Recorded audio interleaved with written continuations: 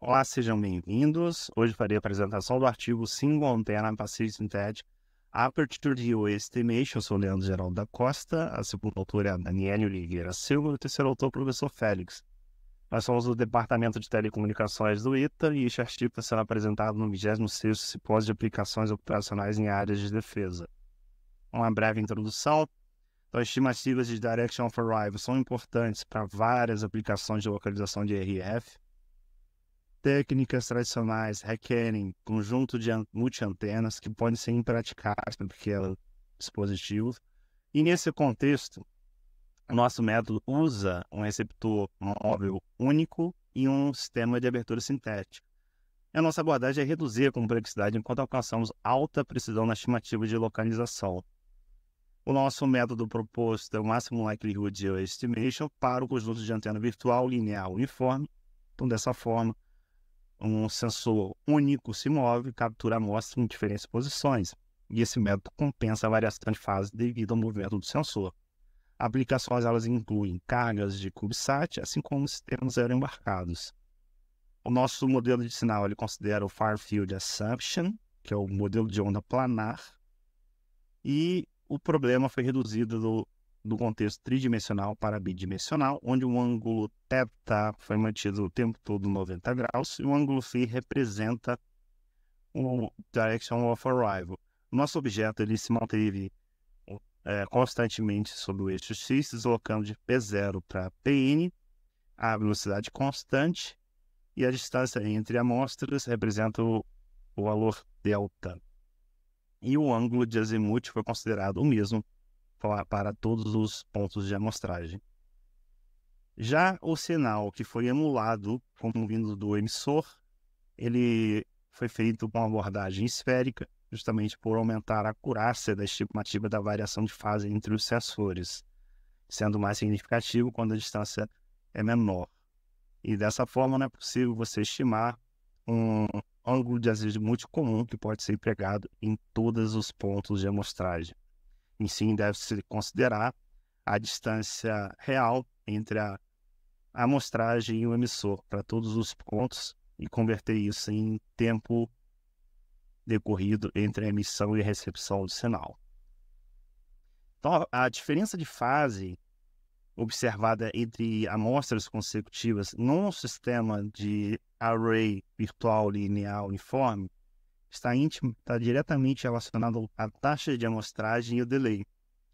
Então, o sinal recebido em PN, a diferença dele para PN-1 tem relação ao fator TS, a taxa de amostragem, período de amostragem, mais o atraso e a frequência da portadora. Lembrando que delay, o tal 1 aqui, representa o delay, e o delay é a diferença de tempo em que a frente de onda chega a este ponto para o próximo ponto. O modelo de sinal recebido, sabendo que tem relação com a taxa, com o período de amostragem e com o delay, passam a ser iniciados no nosso modelo de sinal. E como nós assumimos o modelo de frente de onda planar, nosso tau n pode ser representado em função do cosseno de φ e da distância delta, como pode ser observado no nosso modelo final do sinal recebido na banda base. E para evoluirmos na análise, precisamos fazer algumas considerações. A primeira é que a diferença de delay entre amostras consecutivas se mantém sempre a mesma. E o sinal recebido em banda base para diferentes amostras é considerado o mesmo sinal, ou aproximadamente iguais. Nesse contexto, fazendo uma representação vetorial do sinal recebido, podemos evidenciar o steering vector do sinal recebido e representa um vetor Q por 1. E o steering vector está na influência do φ, da frequência da portadora, da velocidade de deslocamento do sensor e da período de amostragem. E representa uma matriz de Van der Waals, onde o cosseno de φ é constante e o único valor que vai alterando é o delta, indo até Q menos 1 delta. Para esse array, se fizermos K observações e coletarmos e organizarmos em uma matriz, esse vetor, que era Q por 1, pode ser representado numa matriz Q por K, onde K representa as observações daquele array de dimensão Q. Então, partindo dessa coleta e da representação matricial do sinal recebido, podemos estimar a matriz de covariância, e da matriz de covariância aplicar o máximo likelihood estimator, aplicando essa função de custo, onde se tenta maximizar a referida função por meio dos possíveis ângulos de direction of arrival. Os nossos parâmetros simulados foram considerados 2 cenários de simulação inicialmente, um em que o sensor estaria aéreo embarcado e o outro no CubeSat. Os parâmetros que são semelhantes nas duas simulações é a variação do True DOA, que é de 0 a 90 de 5 em 5, a período de amostragem e o número de iterações de Monte Carlo, e o SNR, Q também e K. As variações ocorrem na distância entre o sensor e o emissor, então o Airborne 1.250 metros, CubeSat 500 km. A velocidade do Airborne 100 metros por segundo, do CubeSat 8.000 metros por segundo. A frequência no Airborne de 1 GB e a frequência no CubeSat de 26 GB. Então, nesse contexto, nós temos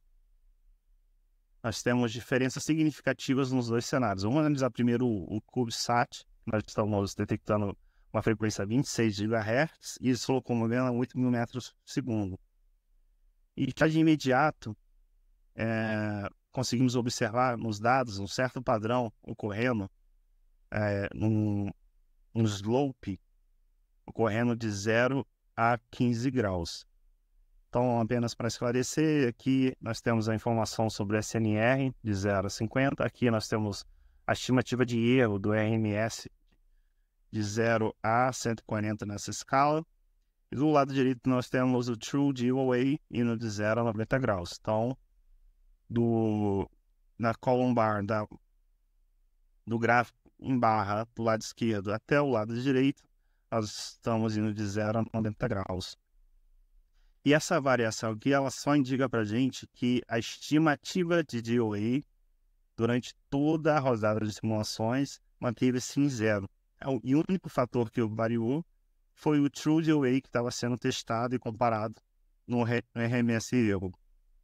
Então, a partir de 20 dBs, já começamos a observar que o padrão de não estimativa de DOA, ele deixa de existir, passamos a medir e estimar o Direction of Arrival.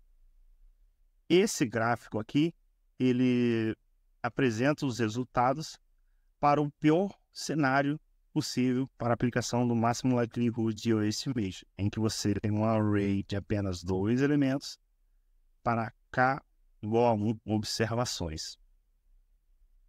Contudo, ainda neste cenário, no CubeSat, 26 GB, 8.000 metros por segundo, se aumentarmos o array de 2 para 20 e fizermos observações desse array de 1 até 1.000, atingimos uma performance de 0,7 graus de RMS, a mediana, e os outliers dessas simulações não passam de 10 graus.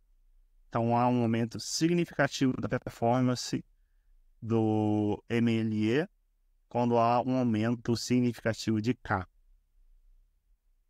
O nosso segundo cenário, ele envolve um sistema aeroembarcado, onde você está com a velocidade de 100 metros por segundo a 1 GHz a 1.250 metros.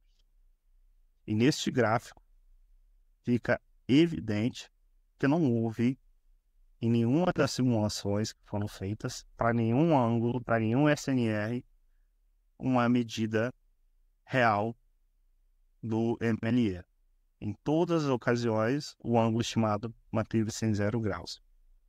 E este resultado aqui é o pior resultado possível que se possa se obter, porque porque considera um array de 2 elementos para uma observação.